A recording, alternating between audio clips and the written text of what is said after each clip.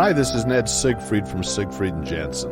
As proud sponsors of BeliefCast, we hope you are inspired by Todd's weekly podcasts, which contain so many courageous stories of recovery and personal growth. Remember, it's not what happened in the past that matters, it's what happens in the future. We invite you all to work hard and be optimistic about your future. Enjoy today's podcast. Welcome back, everybody. This is Todd Sylvester with the Todd Inspires BeliefCast. Thank you once again for tuning in. As I always say, I am so grateful for all of you, and it's because of you that we're trending and we're ranked in the top 100 in mental health of all the podcasts out there, which blows my mind. But it's not because of me. It's because of the amazing guests I have come on. They get vulnerable. They talk about their lives and the things that they've been through. I do have to give a special shout out to our sponsors, Siegfried and Jensen, Wasatch Recovery, Thread Wallets, Mountain West Spine and Orthopedics, Living Recovery Interventions, and First Digital.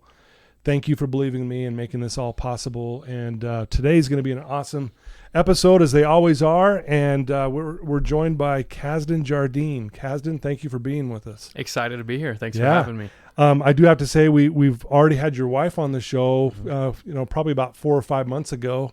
And it was really, well received. So no pressure on you. Oh, I know she's the better half. So just discretion to everybody. This will be worse than my wife's show. No, I'm sure it'll be great. But no, Casdon, I'm grateful to have you on. We have a lot of similar interests and similar backgrounds. So I think this is just going to be great. You were born and raised in Twin Falls, Idaho. You're the youngest of 4 kids. You dedicated the majority of your life to the game of basketball. That's where you and I can really relate a lot. You always loved the grind and working to be the best you could be. You had a state championship in high school. You went to 3 different D1 universities, and basketball is a really an awesome tool for you to grow and mature in your life. You served an LDS mission. You love to take challenges head on. Again, we mentioned your wife, Savvy. She works for Good Things Utah, and she's an amazing person, and she spoke very highly of you, obviously. And one thing that I've learned about you is that you're never satisfied. You're always looking for the most out of life, and out of all the the basketball, all the great accomplishments there, and getting a bachelor's or master's degree, that's not the most important thing to do. And the most important thing is your wife and the family you're going to build and build. Because that's going to be the most important thing to you. So I really appreciate that. And I think that's, you got your priorities straight, it sounds like. Try to, yeah. And so why don't we start, Casdon, thank you for, like I said, joining us, but why don't we start with, where did you grow up? Yep. How was your childhood? And what was it like being the youngest of 4? Sure. Yeah. So, I mean, like you said, I was born in Twin Falls, Idaho, born and raised there. Small town to me. I thought it was a super small town until I met my wife and I went to visit where she's from. Right. I mean, I grew up in a place that was about 45,000 people at the time, and my wife's from a place about 1,000 people. So that's way small. Different definitions of small town, but definitely enjoyed growing up there. It was all I knew. Like I said, basketball has kind of been my life ever since I was a little kid.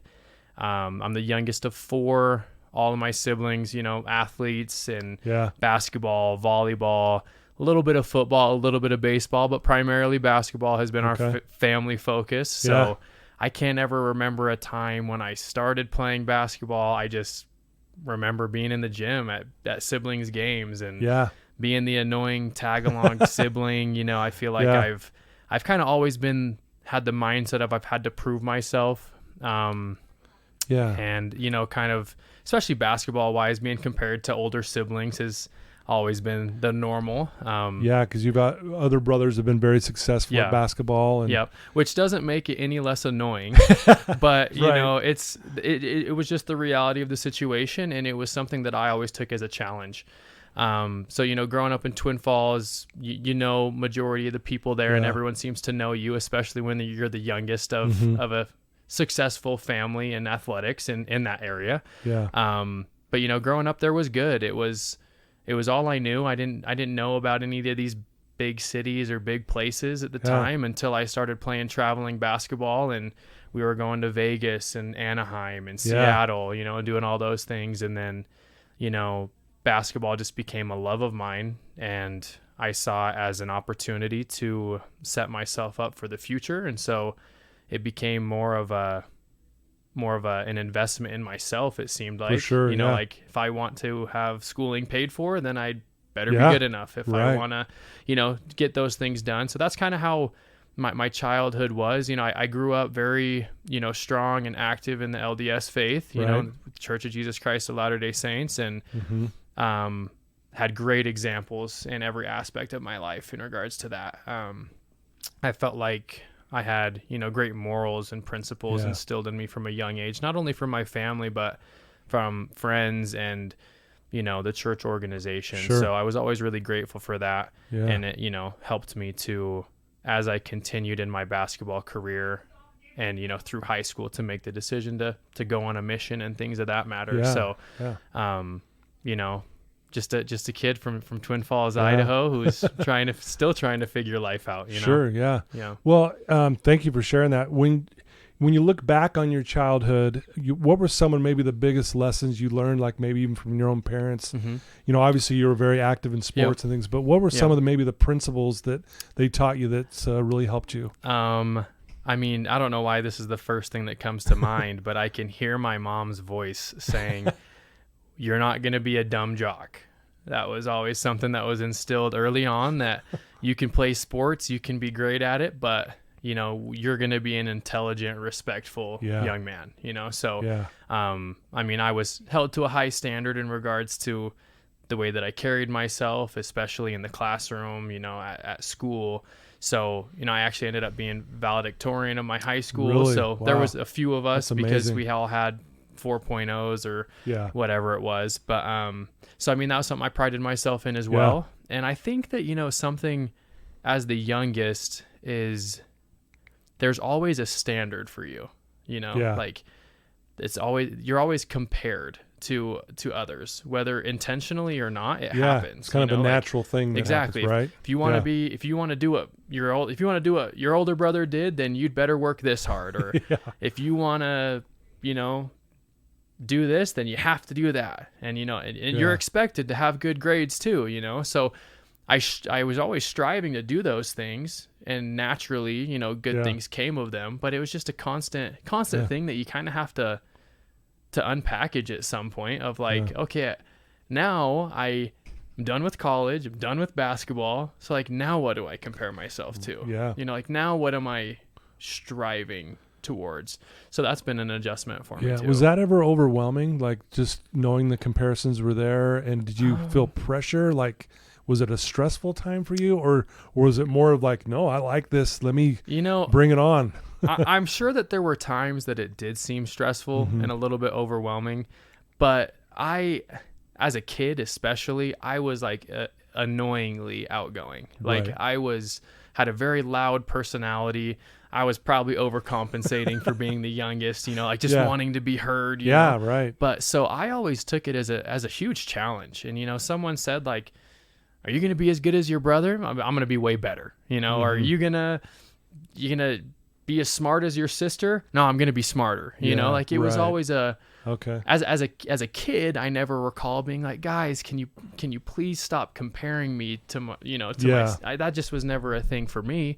But you know, like I'm sure that's played into a lot of, you know, a lot of the things that are good things about me, and a lot of my, you know, insecurities that I still struggle with today. So, yeah. Wow.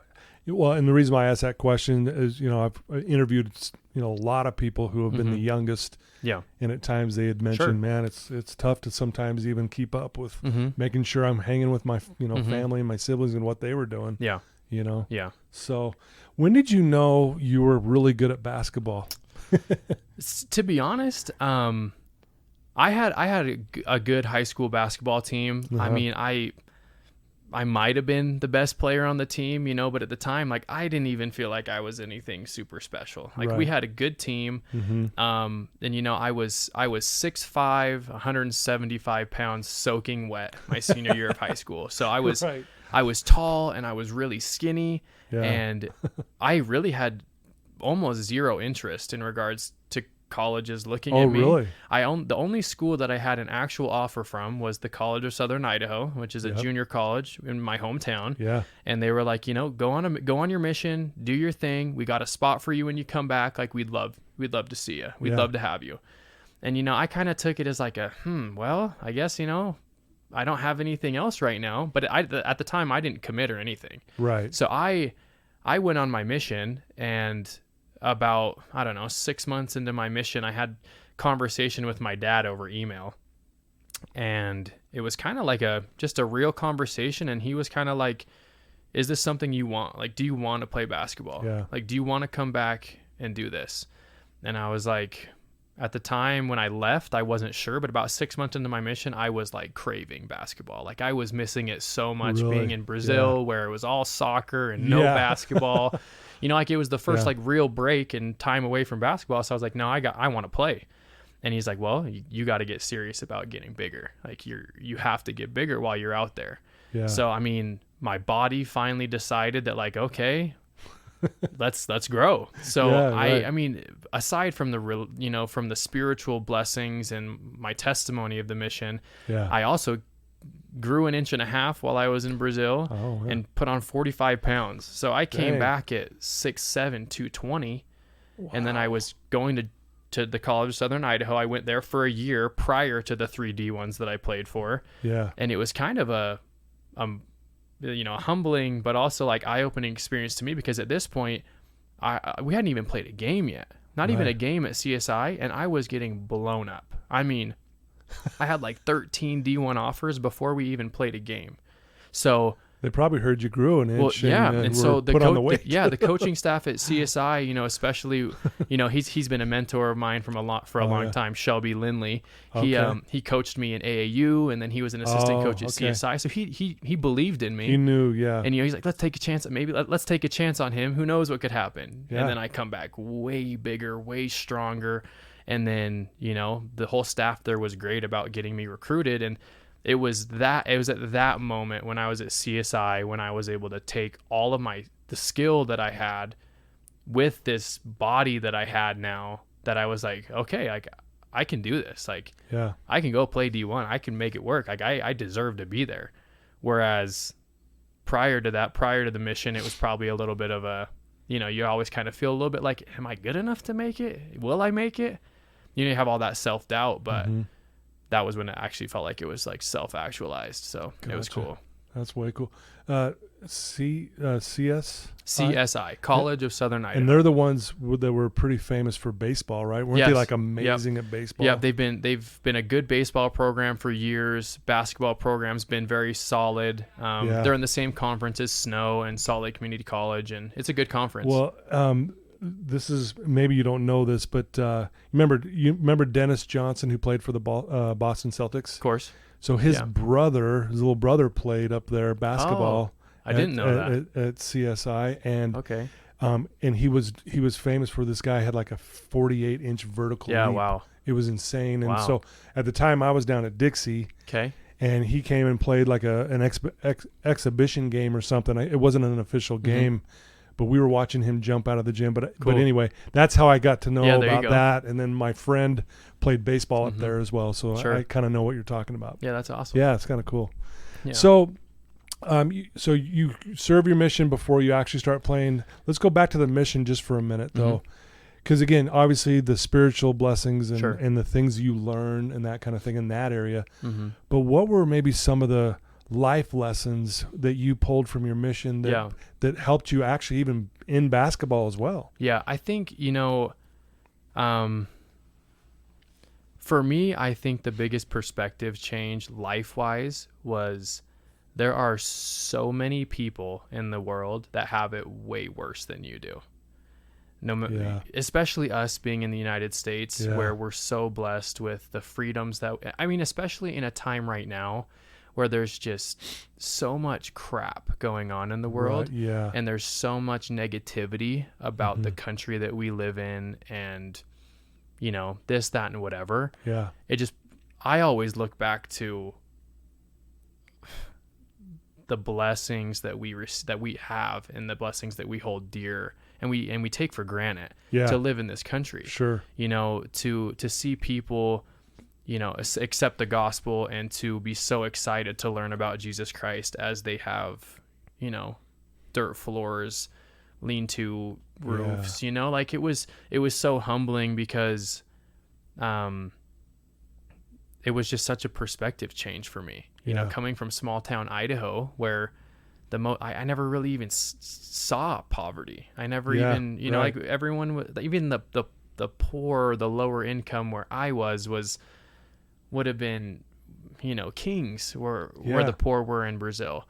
And so it was just such an eye-opening experience, and I'll be forever grateful for that because, you know, you're always able to keep things in perspective of there are so many people who would kill to be in your situation right now, especially me as I was going back to basketball, like to go to a university and to be so blessed to be on scholarship and have your school paid for and all food that. and housing, you know, like stop complaining about this workout. Like you have to wake up at 6 a.m. to go to the gym. So be it. Okay. Like you remember where you were, you remember what those people were living like, you know, be grateful. Yeah. So I feel like it's always been a humbling thing and helps me to refocus on being grateful for the things that we have.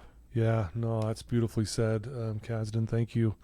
You know, so you serve your mission, you come back, you start playing basketball. Mm-hmm. How did you find your way to UVU? Sure. Utah Valley University. Yeah. So I came home from the mission. I played it 1 year at CSI. I graduated with my associate's degree, which, you know, was cool at the time, but didn't really mean much for me at the time. Yeah. So then from there, I had committed and had signed to go play with Boise State University. Okay. And so they're in the Mountain West Conference, you know, really great school. Yeah. I was in their business management program. And so I went there, and my year at Boise State, I mean, just to be honest, I hated it.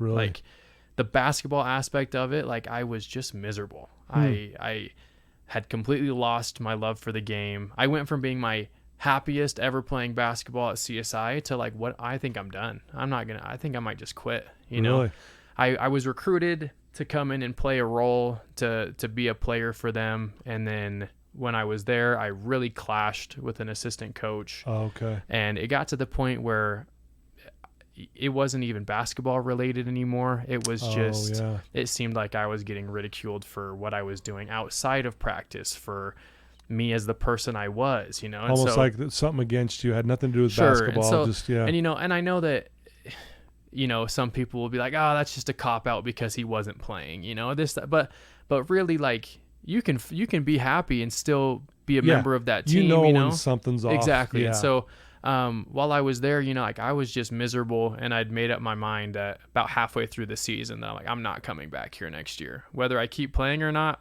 I don't know yet, but I'm not coming back here for another year. So I decided to, once the season was over, to put my name in the transfer portal. And from there, Utah Valley University started to recruit me. Okay. And they recruited me prior to going to Boise State as well. And that was the whole coaching staff of Mark Pope and all of those awesome guys who are now at BYU. Yeah. So I end up, you know, going on a visit. It's great. Commit to Utah Valley.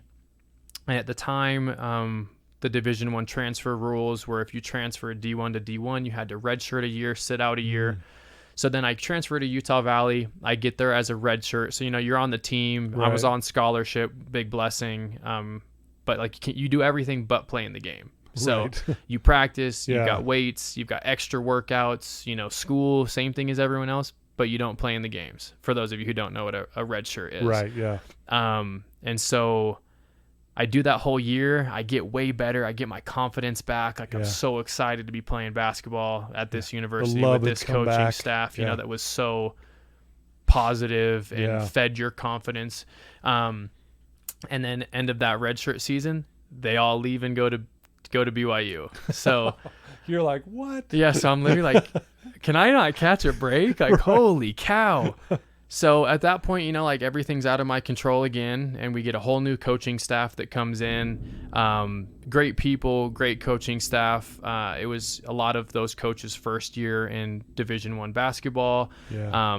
And so a lot of growing pains, but I had a great year. personally, basketball wise. Sure. I had a great season that year, and then the end of that season, I graduated with my bachelor's in business management, and I had another year to play still, another year of eligibility.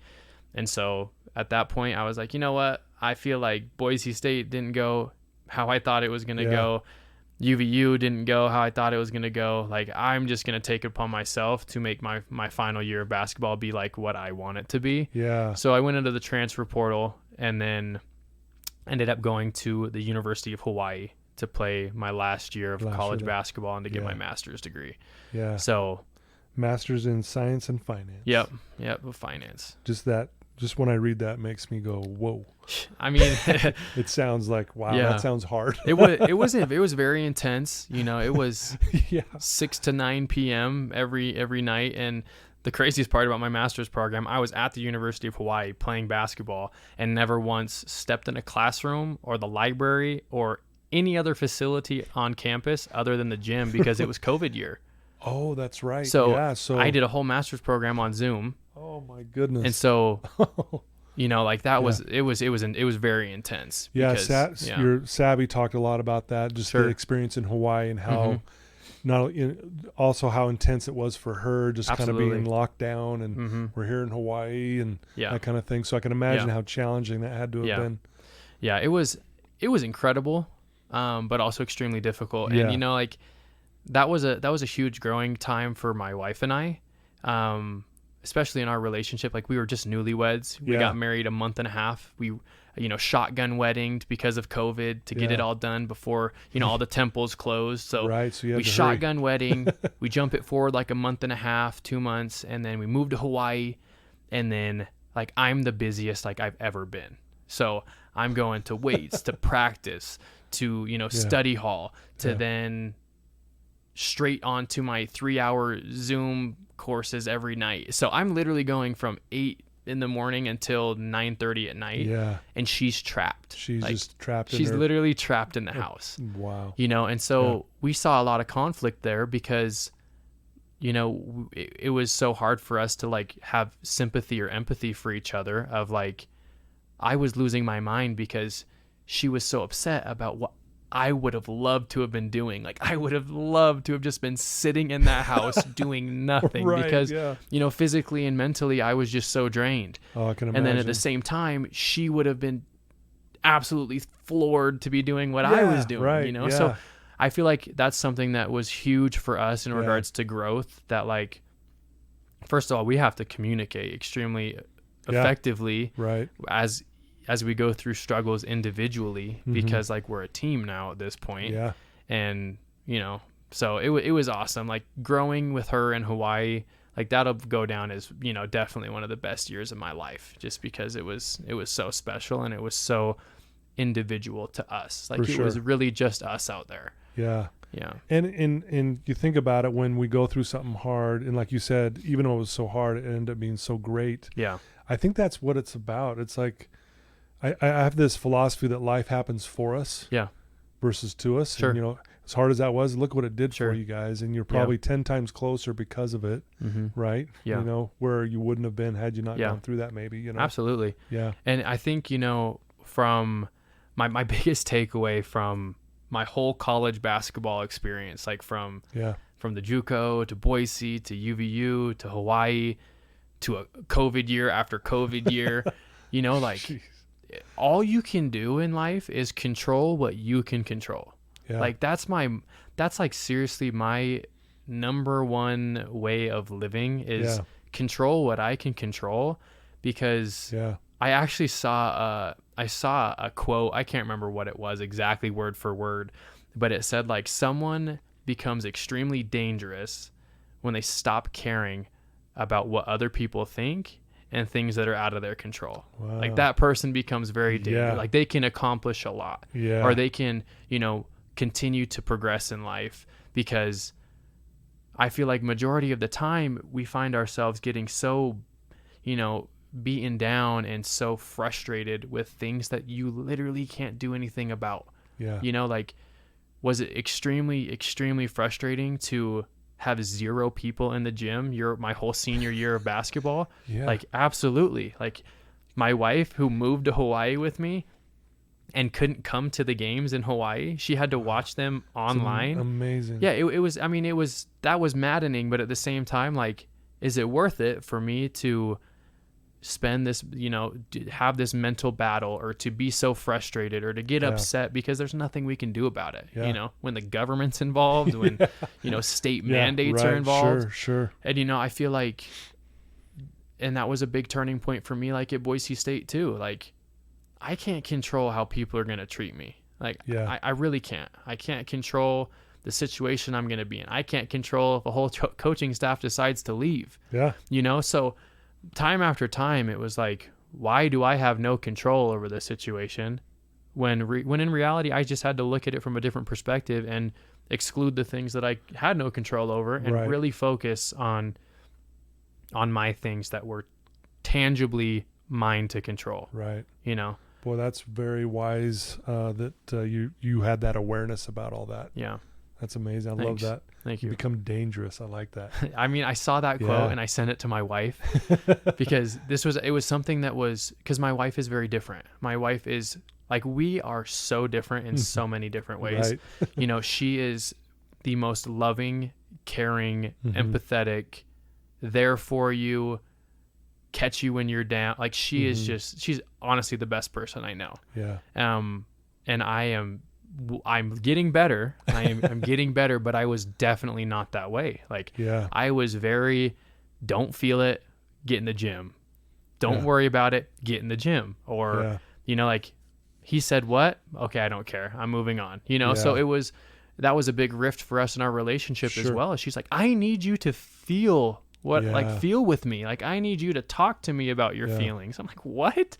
Talking about feelings got me ridiculed as a child. Talking about feelings gets you shamed on the basketball court. Oh, totally. So like, from my upbringing to my background, like, I'm not going to talk to you about my feelings. You don't have that. Yeah. So, but I mean, when it comes down to it, and it's something that, she needed, and it's something that I also needed to do to grow, it ended up being a really positive thing for us, for me to affect her so that she was able to focus more on controlling the things that she could control, but also her to affect me, that I need to let things affect me a little bit and be okay with working through those things, because I think if you're a polar opposite in either direction, you're going to put yourself in very difficult situations. Right. In her regard, if you find yourself always bending over backwards for everyone and always feeling so much for everyone, you're going to set yourself up for disappointment that they're not showing up for you. For sure. And then for me, it was like, if I don't share and if I don't let my wife in, there's going to be a rift between us, because I'm going to be angry, or there won't be a connection. Exactly. Yeah, the connection's gone. I was making it so I was never giving anyone an opportunity to pick me up, because I was fine. I'll figure it out. I'll deal with it. Yeah. Which is still hard. Which is still very hard to do. And that's I'm glad you're saying this, Casdon, because anyone listening to this who's married or even, marriage is work. It's effort. And it's great. It really is great. But it's also one of those things where we have to learn to compromise. We have to learn to do things that are uncomfortable, and we're trying to, give and take in the marriage, and sometimes that can be really tough. But at the same time, when you do it, ends up being the best thing. Just like how hard it was to be locked down in Hawaii, playing your basketball, but yet you look back on it, it's like, man, it was one of the best things we ever went through. Oh yeah. Absolutely. Right. No, I agree 100%. Well, that's where, I think back of you being such a hard worker as a kid and trying to keep up with your older siblings and all that stuff, how that pays off, because you are where you're at now. I don't want to put words in your mouth, but because you're a hard worker and you're willing to go, like you said, okay, Savvy, this is what we need to work on. Okay, it's uncomfortable, but okay, I'm willing to try to put in that work there. Yeah. And I think, focusing specifically on like relationships, I think that, it's 100% natural for you to want to work on something, because we do that, she'll point something out that I need to work on, and I'll make the mental note like, hey, I need to work on that.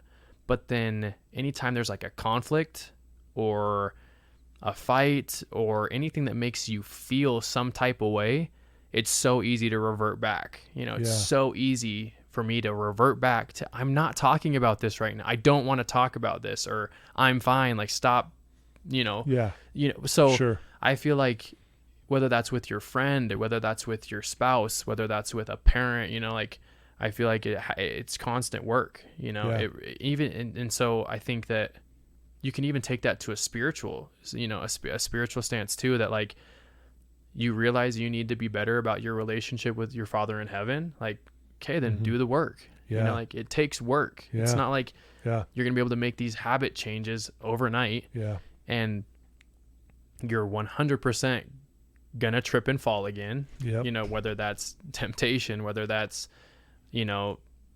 falling off of those good habits. Like, you're going to have hiccups. You're going to have, those step falls. So just giving yourself the grace of recognizing that, and continuing to get better, because I know in every situation that I have in my life where I'm striving to be better, I've got my wife there 100% who will understand when I have a hiccup. Right. And, will, as long as I'm willing to work with her on it and to, know, acknowledge, like, hey, I'm sorry.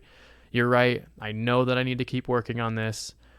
I messed up. I got super frustrated, and I'm sorry that I reverted back, know? Yeah. But I feel like so much of it comes down to communication, which isn't natural to a lot of us. Oh, yeah. Like, to communicate about things that actually matter, I guess. Like, sure, it's easy to talk about basketball. Yeah, I could talk for hours and hours and hours, I could talk about things I'm passionate about, but to, to be dedicated and focus on things that are uncomfortable to you, it takes work. Takes work. Very well said. A question I have for you is, a lot of people that I've, and me, myself, when I knew basketball was over for me, my story is different than yours and how it happened. But I hear a lot of people, once, basketball was your passion, and then all of a sudden you're done. Did you struggle knowing that it was done, or were you to the point where, you know what, hey, it's run its course, I'm okay now, and now you're like in the business world and things like that. So how did you do that transition? So my situation with how basketball came to an end has been unique, I would say.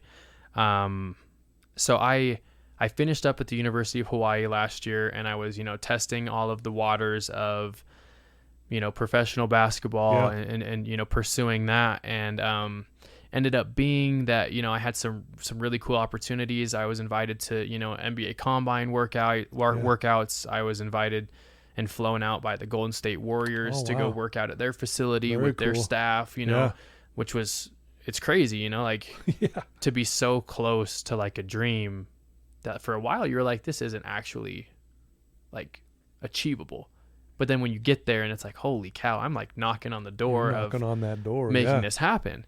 So, I had these workouts, I was, doing all those things. And then I had never gotten vaccinated. I still never have, I've taken it as a personal decision, and I've never felt the need personally to do so. And, at the time, discussing with my agent and things like that, it was player choice still, that it wasn't mandated you get vaccinated. Right. So I'm actually, in Florida with my wife and her family, and we're on a little vacation supporting her sister who was competing in a pageant competition out there.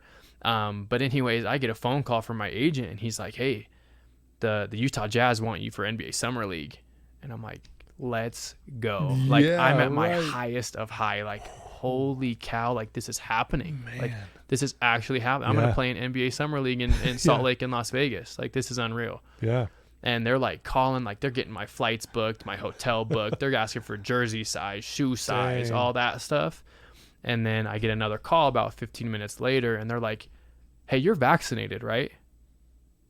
And I'm like, no, I could be. I'll go get it right now. Like, I'll do this, I'll do that. I was just told it wasn't a make it or break it, Sure, yeah. And they're like, dude, like, we're so sorry. It's usually not, but we're dealing with this new rule going into Summer League that there can only be a certain percent of the team unvaccinated. We're already at that percent, so we're going to have to go with somebody else. Oh, you're kidding. So in a matter of like 30 minutes, I go from like my highest of high, like celebrating with my wife, telling her like, yeah, I'm playing in NBA Summer League. Like, this is insane. To now I'm out. And, teams were finalized within the next couple days because, I guess I needed to have been vaccinated at the time. So at that point, I kind of fell off of a lot of teams' radars because Summer League is such a pivotal, span of time where teams realize, okay, yeah, we want him for a 2-way contract. We want him for, whatever it may be. We're gonna try and draft him late in the second, whatever it is. Yeah. So at that point, I kind of fell off, and then I had 3 teams who still wanted me for their G League team. Okay. But at that point, I just had to make decisions of what did I want, because at that point, I was going to be moving my wife to somewhere random, to pursue the G League, where once you're in the G League as solely a G League player, like, you're just chasing everything falling exactly perfectly your way for a shot, Yeah. And in the G League, you're not making great money. And so I was just like, man, I think I need to progress in life, like in overseas, I had a ton of different opportunities to do that, but it was kind of the same thing. Like, I've already done the out of the country experience. I lived in Brazil for 2 years. That was cool. Like, I know I could go overseas and play. So it's like, long story short, I'm still coming to terms with being done with basketball, just because it was like, I didn't feel like it was fully my decision to stop playing. Right. And it also wasn't, the opposite either. It wasn't like I didn't make it. Like, I wasn't good enough, or, so I had a chance that was taken away, and that chance could have been really big, or like it could have provided closure either way. Like, it could have been like, you know what? Yeah. Sorry, you're not good enough. We're going to go in a different direction. Or it could have been like, yeah, we want you for a 2-way contract, or we're going to draft you late in the second or, early third round. So that's been bitter for me, I bet that's been tough. That's where I have to swallow my pride and take a piece of that humble pie and, take my own advice of control what you can control, as hard as that's been. But isn't that amazing when you say you're going to live by a certain principle, it always gets challenged? And absolutely. Talk about challenging. Yeah, absolutely. Oh my 100%. Yeah. I'm 100%. over here. My heart's hurting for you. Yeah. So, oh man. And so that's been probably the highest high and the lowest low of my basketball career was within an hour of each other. Yeah. So, well, for what it's worth, from my perspective, is for you to get that close anyways is amazing. Yeah. I mean, at the end of the day, that's pretty amazing. And thanks. Yeah. And so my hat's off to you for that as well. So, man, so what are your plans then? Like, or are you still trying to iron this out and trying to figure out what you want to do for a career? And I mean, I know you're an escrow officer right now, and maybe that's what you want to do. But is there other things that you have your mind on? Yeah. So I mean, I got my master's degree in finance, and I got my bachelor's degree in business management. And as I was coming back from Hawaii, I didn't want to go and be a strict financial analyst because I'm not somebody who thrives sitting behind a desk all day. Like, yes, I do work a lot at my desk right now. Right. But also I do get, as an escrow officer, I'm in a lot of closings. I get to build relationships with people, which is what I'm passionate about. Like, I love sitting down with people. I love, getting a business relationship to go forward based off of a conversation that we have. I'm a salesman at heart, just because I've been selling myself my whole life, like pleading my case, pursuing, recognition, I guess, to be considered good enough. Yeah. And so that's that salesman inside of me. Yeah. Is escrow my long-term passion? Probably not. I don't know. We'll see. It could be, it could not, but I do feel like that I have the potential to do big things, whether that's in my current function right now, or if, other opportunities arise in the future as well. Like, I'm somebody who will always look into something. Sure. I'm never like, oh no, can't talk to you about it. I'll always, look into it. Well, one thing and you probably already know this, and the effort you put into being a good basketball player, all the blood, sweat, and tears, serving a mission's no joke. I mean, that's not easy for anybody, right? you do all that. I mean, I think, is it fair to say, man, through all of that, you learn like what discipline looks like and hard work, which obviously carries over to whatever you decide to put your thoughts and passion into. Yeah. I mean, I was dealt a very good hand in life, you know, things can always be worse. They really can. Right. So I'm not going to say like, oh, I made it out of the slums, or I, you know, went from poverty to where I am, because that's not the case. I've been blessed my whole life, you know. I've been, but I do think that like you have so much control over what happens in your life. Yeah. Yes, there are things that happen that are a result of others' poor decisions. They're a result of your poor decisions. And then sometimes there's things that we're just like, holy cow, like why did this need to happen? Yeah. And those are the ones that we're stumped by, and those are the ones that are the probably most difficult to deal with. But also I do believe that those are the ones that provide the greatest opportunity to grow. Yeah. As you were, you know, and that's where your faith really comes into play. That's where you really have to, like, you know, get down on your knees, open your heart up to, you know, to our Heavenly Father and to our Savior Jesus Christ, and give it to them, because at the, you know, thinking that you have the answers in those situations is not the way to go, and it's not gonna, you know, provide that comfort and that consolation you're looking for. For sure. That's actually was going to be my next question is, you know, how has faith played a big part in all this for you, and why is it so important? I think you kind of explained a little bit, obviously, of it.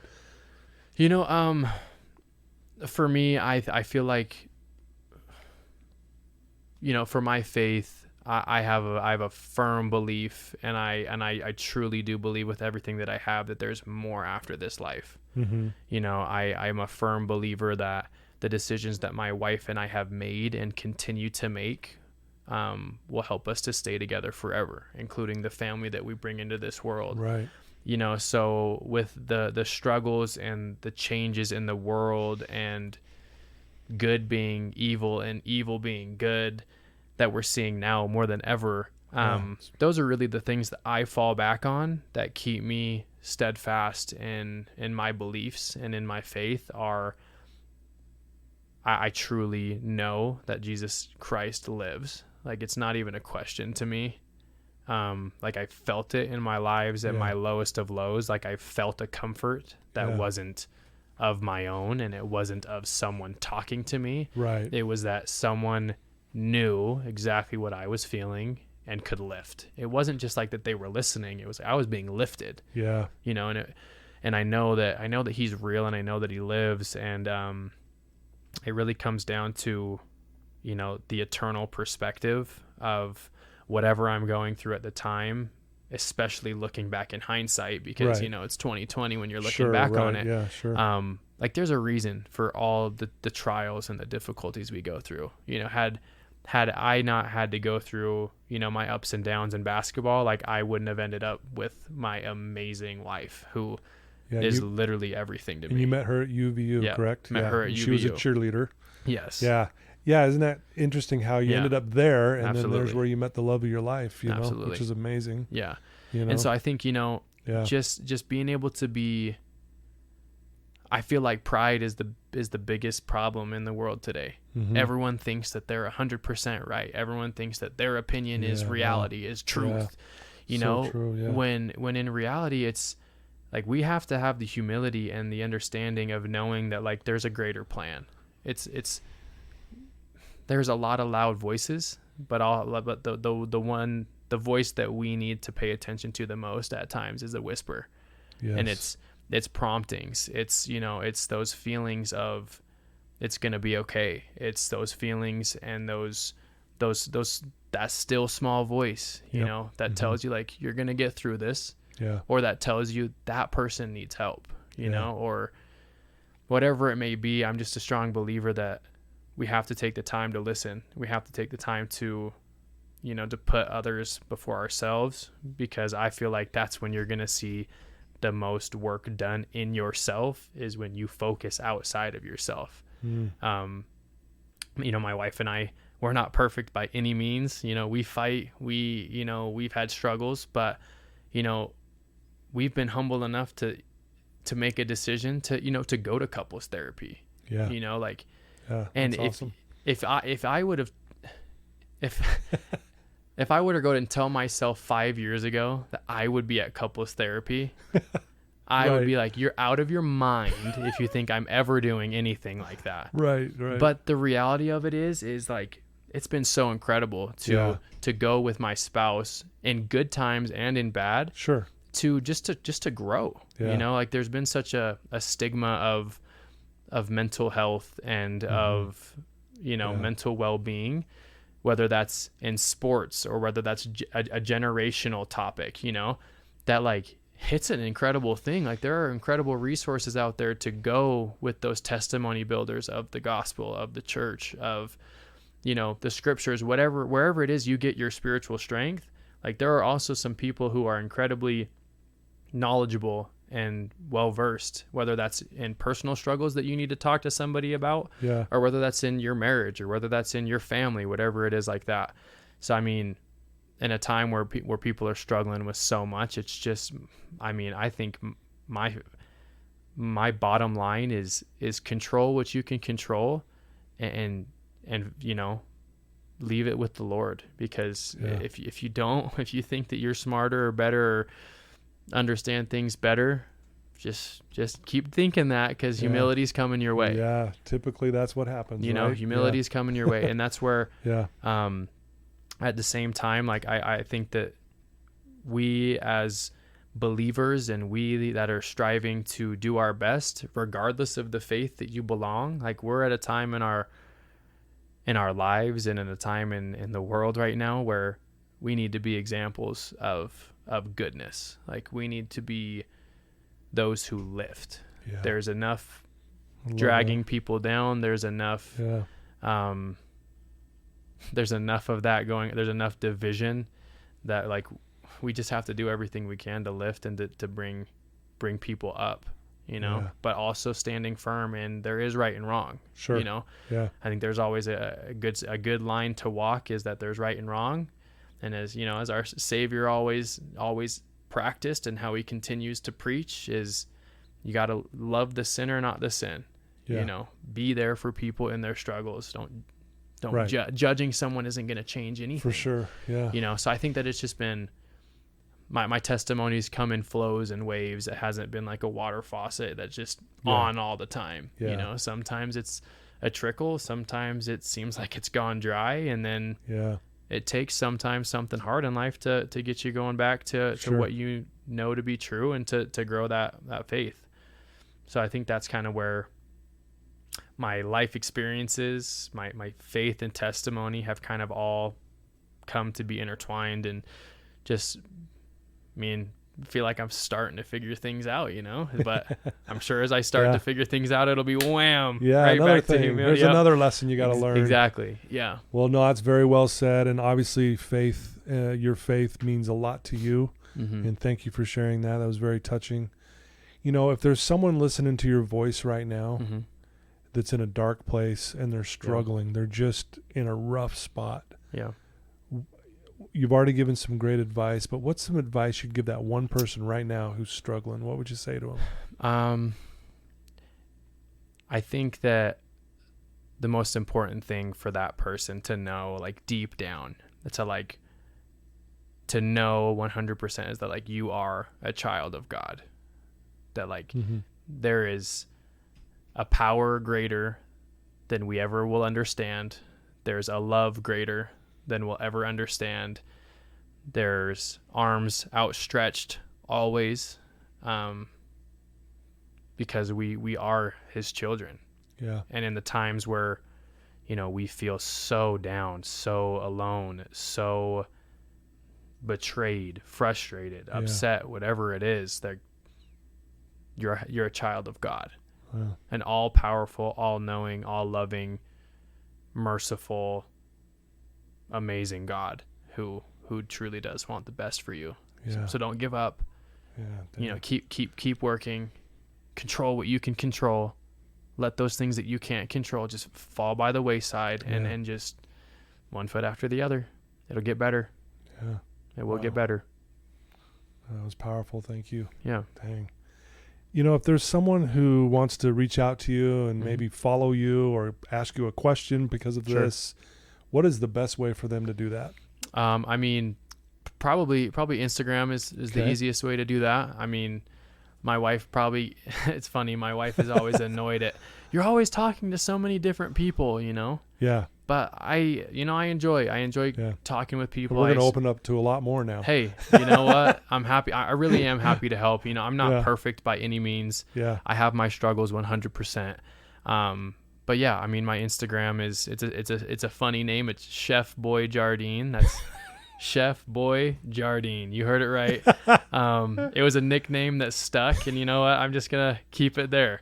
But I like but it. really, if anyone ever just needs someone to talk to, like, I'm there. My wife is also an incredible person who is literally the best person I know. So feel free to follow me on Instagram or send me a message, and then if it's something that you want to talk about, we can get on a phone call. I mean, it is awesome. It is what it is. I'm happy to help and to be there for people who are going through their stuff. Wow, I love that.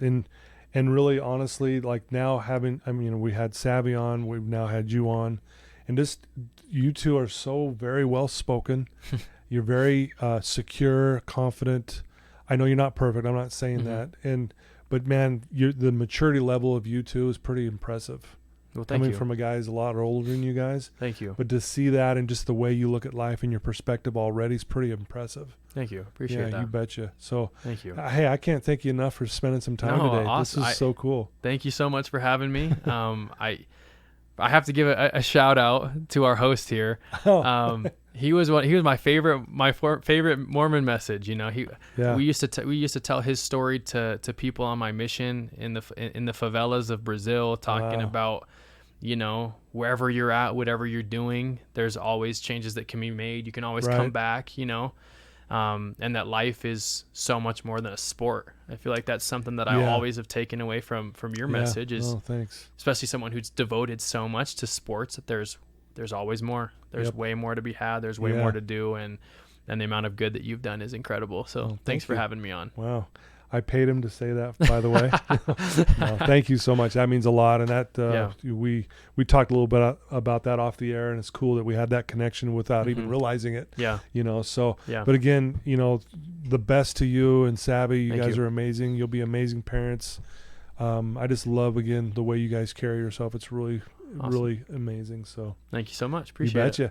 Well, there you go, folks. I told you it was going to be another amazing episode, man. I'm telling you, if you have a son or a daughter or a niece or a nephew or a friend or a partner or a husband or a wife that's struggling, have them listen to this episode, because I think this will inspire them to realize that, hey, if you put forth the effort, and I love that you say, hey, let's just control the things you can control, leave the rest, right? And I just love that. And then how important faith is. And if you don't have a higher power, even if you want to just call it love, we have to have that. We have to have something that we can rely on that has our back. And, you said it so well, Casdon. And so once again, thank you for being here. And everyone, I love you for tuning in. Please share this like you always do. And I can't thank you enough.